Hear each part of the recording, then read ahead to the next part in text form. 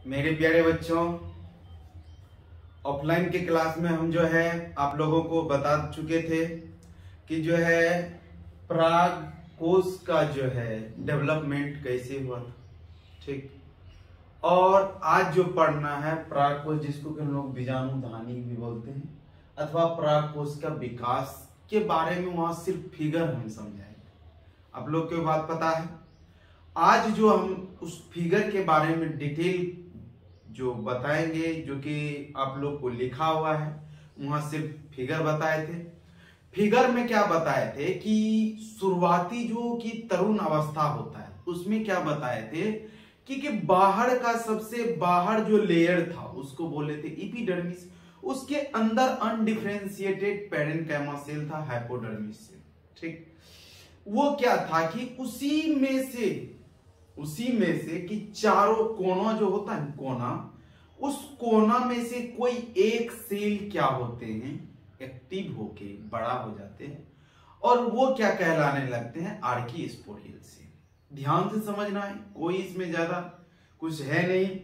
आर्कीस्पोडियल cell, वही आर्कीस्पोडियल cell वो division करते हैं। क्या करते हैं? डिवीजन। उसमें एक पेरिक्लिनल डिवीजन होता है, एक एंटीक्लिनल डिवीजन।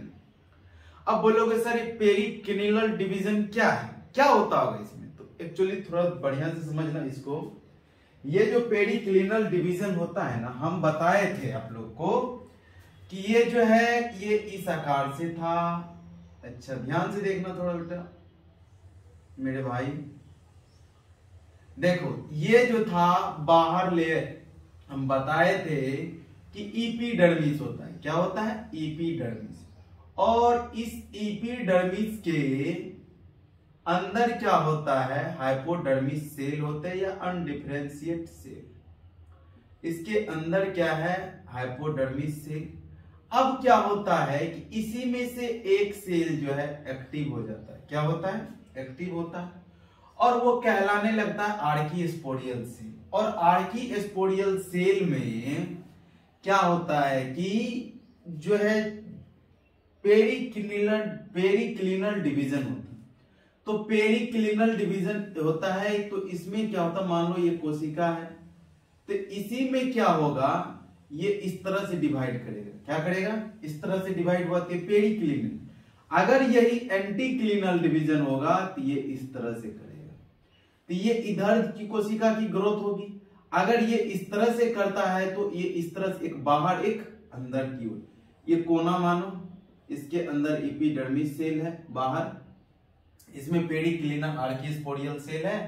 पेरिक्लिनल डिवीजन करके क्या बना देता है, एक प्राइमरी पैराइटल सेल।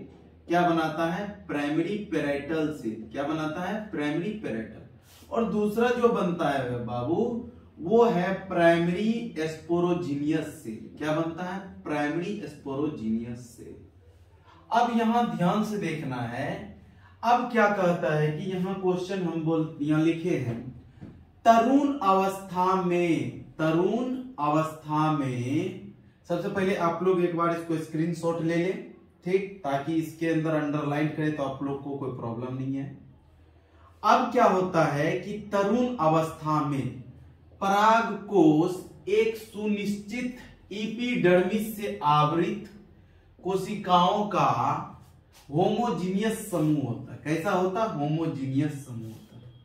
अब क्या होता है, शुरुआत में स्टार्ट जब फेज रहता है, इसके दौरान जो अनेक परिवर्तन आते हैं। पराग कोश का निर्माण अनडिफरेंशिएट पेरेन्काइमा से होता है,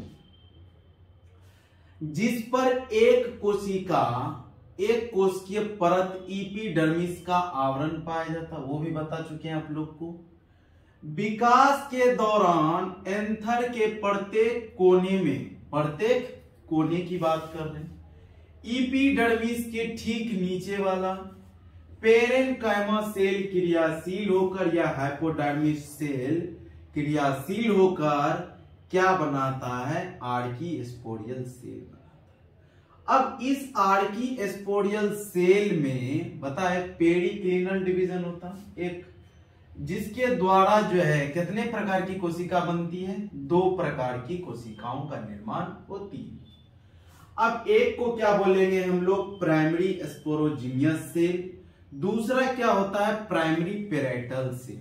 हम बताए थे कि प्राइमरी पेराइटल सेल जो है एंथर वॉल का निर्माण करता है। क्या चीज का निर्माण करता है, एंथर वॉल, यानी पराग कोश की भित्ति का निर्माण करता है। अब क्या कहता है कि प्राइमरी पेराइटल सेल कुछ क्या करता है, पेरिक्लिनल डिवीजन, और कुछ सेल क्या करता है, एंटीक्लिनल डिवीजन करता है। तो हम बोले पेरिक्लिनल डिवीजन जो जब भी होगा तो इस आकार से होगा, और जब एंटीक्लिनल डिवीजन होगा तो इस आकार से होगा। तो ये क्या करते हैं, पेरिक्लिनल डिवीजन और एंटीक्लिनल डिवीजन द्वारा 3 से 5 लेयर बनाते हैं। कितने लेयर का बनाते हैं, जिसको हम लोग क्या बोलते हैं, एंथर वॉल बोलते हैं या पराग भित्ति बोलते हैं। प्राइमरी स्पोरोजिनियस सेल क्या करते हैं, सूत्री विभाजन, माइटोटिक डिवीजन। अभी बाबू इसमें मियोसिस नहीं हो रहा है, सिर्फ क्या हो रहा है, माइटोटिक डिवीजन द्वारा बनाता है स्पोरोजिनियस सेल।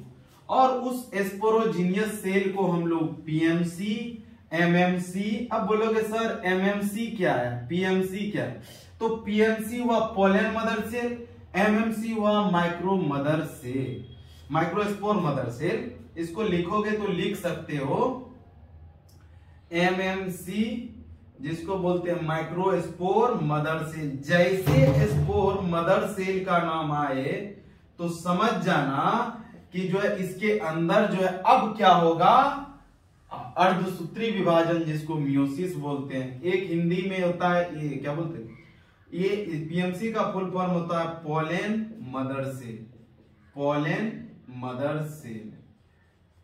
कोई दिक्कत, ये हुआ लघु बीजाणु मातृकोशिका, ये हुआ प्राग मातृकोशिका।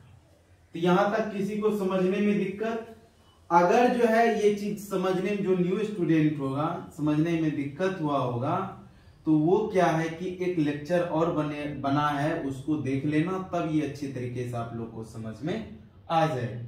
धन्यवाद। अब जो है आगे जो है आप लोग को पढ़ाएंगे पहले एंथर वॉल, तब देखना है क्या कि एंथर वॉल तो निर्माण हो गया, तब हम देखेंगे स्पोरोजिनियस सेल या हम एमएमसी या पीएमसी के बारे में देखेंगे। अब यहां से जो है पोलन मदर सेल से पोलन कैसे बनता है, जिसको हम लोग मेल गेमिटोफाइट कहते हैं। और पोलन बनने के बाद उसके अंदर जो है मेल गेमिट कैसे बनता है, उस चीज को भी हम लोग देखेंगे। यहां तक समझ में आ गया आप लोग को, घबराना नहीं है। जो भी है आप लोग को अगर कोई प्रॉब्लम आएगा तो वो कमेंट में जरूर बताना, ताकि हम उसको पुनः से